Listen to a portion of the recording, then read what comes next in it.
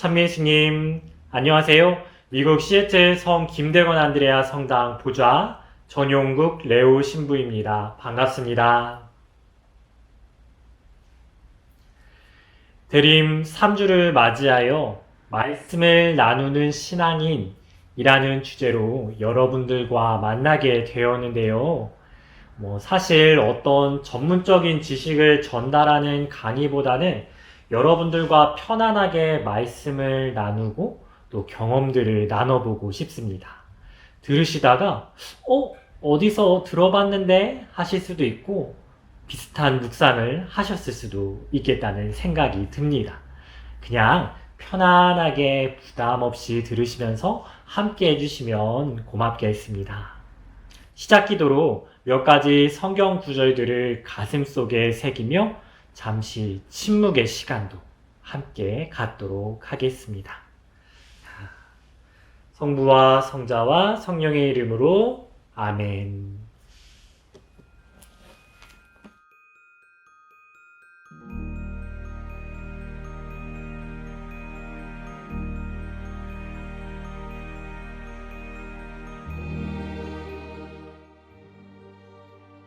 한처음에 하느님께서 하늘과 땅을 창조하셨다.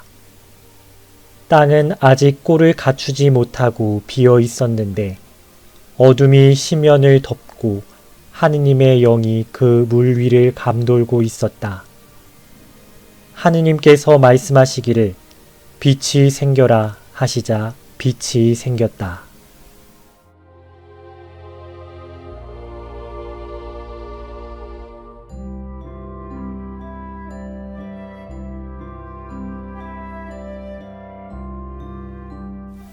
한처음에 말씀이 계셨다.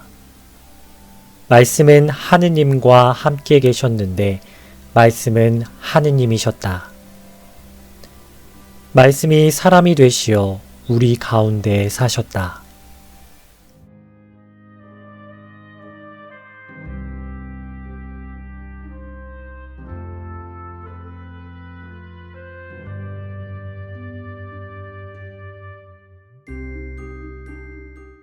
그들은 사도들의 가르침을 받고 친교를 이루며 빵을 떼어 나누고 기도하는 일에 전념하였다.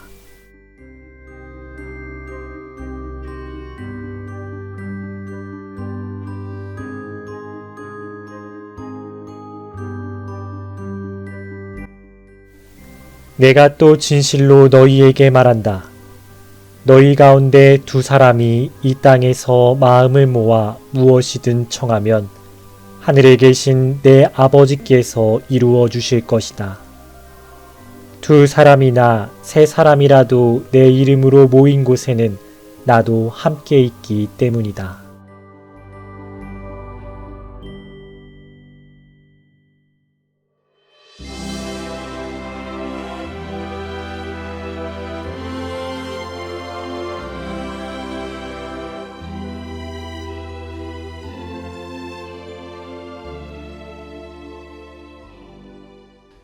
사실 이 주제를 전달받았을 때 어떻게 하면 멋지게 제목을 바꿀 수 있을까 고민하다가 어떻게 하면은 획기적으로 탁 이목을 끌 수 있는 제목을 지을 수 있을까 고민하다가 그냥 이 제목 그대로가 좋겠다 싶었습니다. 말씀을 나누는 신앙인. 왜냐하면은 군더더기가 없기 때문입니다. 무슨 말이냐면 말씀을 나누는 신앙인이 되자. 말씀을 더욱 열심히 읽어보자. 대림식이니까 더 파이팅 해보자. 이러한 설득의 차원을 넘어서 이미 우리 신앙인에게는 말씀을 나누는 것이 당연하다는 얘기입니다. 곧 신앙인의 여러 정의 중 하나가 말씀을 나누는 사람들이라는 것을 명백히 말씀드리고 싶었습니다. 그렇다면 왜 우리 신앙인들은 말씀을 나누는 사람들이라 정의하죠? 시작기도에서 함께 했죠. 하느님께서 세상을 창조하실 때도 말씀으로 하셨고, 한 처음에 말씀이 계셨고, 말씀은 하느님이셨고, 그 말씀이 사람이 되어 우리 가운데 사셨기 때문이죠. 곧 그리스도인이라면 그리스도를 빼놓고 얘기할 수 없는 것처럼 그 자체로도 성립될 수 없죠. 우리 역시 말씀이신 하느님을 이야기하지 않고 신앙인이라 할 수 없습니다. 하느님을 이 세상에서 전달하고 살아가기에 말씀을 나누는 신앙인인 것이죠. 이 말씀을 나눈다는 것에 대해 한 걸음 더 나아가 생각해 볼까요? 여러분들, 기도, 뭐라고 생각하시죠? 기도하면 보통 하느님과 나누는 대화라고들 합니다. 그렇죠? 그런데 이렇게 대화하는 이유가 무엇이죠?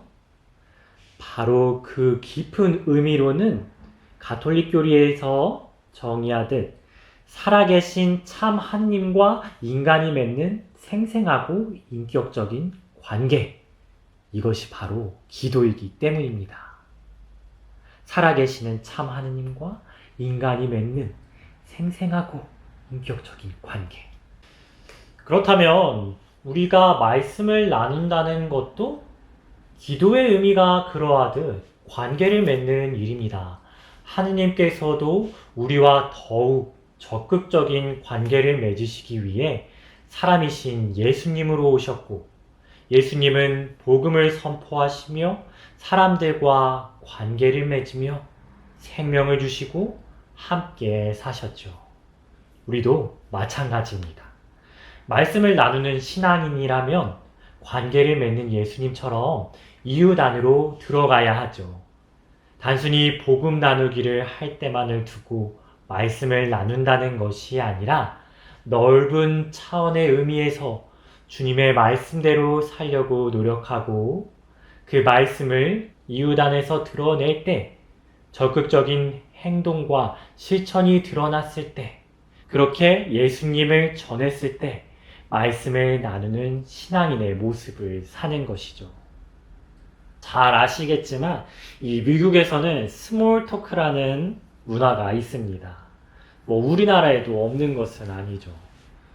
예컨대 마트에서나 어느 매장에서 계산을 하려고 줄을 서 있어요. 혹은 길 가다가 누군가와 우연히 만났어요. 그런데 이 처음 만난 사이여도 서로 평소에 알았던 것처럼 불편함 없이 대화를 하기 시작할 때가 있죠. 뭐 하고 있었어? 네 강아지 참 이쁘다. 네가 들고 있는 물건은 뭐야? 이 작은 일들로 서로 주고받으며 대화를 이어가기 시작하죠. 가끔씩 저한테도 물어볼까봐 이렇게 딴짓하는 척, 다른 생각하는 척, 시선을 피할 때도 있어요. 여하튼 이 겉으로 보기에는 굉장히 친해 보여도 이 스몰 토크 한 번으로 깊은 관계가 맺어졌다고 말할 수 있을까요? 이 한 번으로 깊은 관계가 형성되었다고 말할 수 있을까요? 무슨 말이냐면 말씀을 나눈다는 의미는 하느님과 이웃과 스몰 토크만을 하라는 것이 아닙니다. 작은 대화들도 필요하고 분명 유익하지만 그것만으로 형식적인 관계 이상으로 나아갈 수 없다는 것이죠. 가슴 깊이 공감해주고 진솔한 얘기들도 들어주고 또 나눠주어야 합니다. 존중하고 배려하며 함께 발을 맞춰 걸어주고, 프란시스코 교황님 유명한 말씀대로 선의를 베풀더라도 눈 한 번 더 마주쳐 주어야 합니다. 왜 초기 교회 첫 신자 공동체 모습은 그들은 사도들의 가르침을 받고 친교를 이루며 빵을 떼어 나누고 기도하는 일에 전념하였다라고 시작하면서 함께 나누었습니다. 이 친교를 나눈다는 것, 빵을 떼어 나눈다는 것, 곧 밥도 함께 먹고 공동생활을 한다는 것이 가족처럼 끈끈한 관계를 맺고 있다는 것이죠. 사도들의 가르침을 받고 난 다음에 말입니다. 말씀을 가슴 깊이 잘 새기고 그냥 묵혀둔 것만이 아니라 이웃들과 잘 나누고 공동체와 잘 나누고 기도로서 하느님께 봉헌하며 이웃과 하느님과의 관계를 돈독히 했습니다. 우리도 그래야겠죠. 네, 그래요. 네, 지금까지는 말씀을 나누는 신앙인이 어떤 의미를 지니는지 나눠보았습니다. 말씀을 나누는 신앙인이란 첫째, 해야 할 것 이전에 정의라는 것, 당연하다는 말씀이죠. 또한 말씀이신 하느님께서 우리와 더욱 적극적으로 관계를 맺기 위해 사람이 되어 오셨듯 우리도 하느님과 이웃과의 관계를 맺는다는 의미를 지님을 말씀드렸습니다. 마지막으로는 저도 여러분들과 소통하고 관계하기 위해서 용기 내어서 짧은 나눔 하나 하고 싶습니다. 사실 제가 일주일 전부터 굉장히 머리가 아팠어요. 왜 그런지 모르겠는데 두통에 굉장히 시달렸습니다. 여러 방면으로 챙겨주신 수녀님들, 교우분들, 대신 미사도 집전해주신 주임 신부님께도 감사드리지만 무엇보다 본당 가족분들에게 여러모로 폐를 끼치는 것 같아 죄송했죠.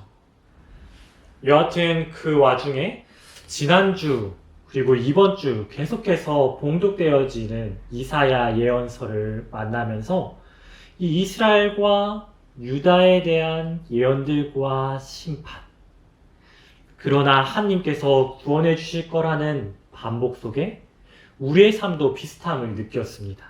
때로는 무너지다가도 일어서고, 때로는 아프다가도 건강한 것처럼 말이죠. 그때 이사야서에 유명한 말씀 하나가 머릿속을 딱 스치고 갔습니다. 유명하죠? 이사야서 41장 10절의 말씀이었습니다. 나 너와 함께 있으니 두려워하지 마라. 나 너와 함께 있으니 두려워하지 마라.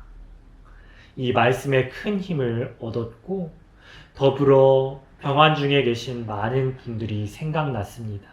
한국에서도 이곳에서도. 그래서 그분들을 위해 남겼던 영상과 글 하나를 공유하면서 이 시간 마치도록 하겠습니다. 고맙습니다. 다음 시간에 또 뵙겠습니다.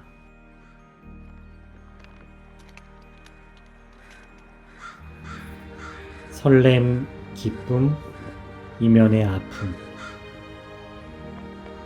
그린레이크의 잎을 다 떨구어내며 겨울을 맞는 나무들을 보며 이혜인 수녀님께서 쓰셨던 친구야 너는 아니 라는 시의 한 대목이 생각났습니다. 꽃이 피고 꽃이 질 때 사실은 참 아픈 거래. 앙상한 가지들을 드러낸 저 나무들도 낙엽을 하나하나 떨구는데 얼마나 아팠을까 숙연해집니다. 대림이라는 시기에 아이러니하게도 고통을 묵상하게 되면서 여러 가지 힘듦과 고통으로 병환 중에 계신 분들이 한 분 한 분 떠오릅니다.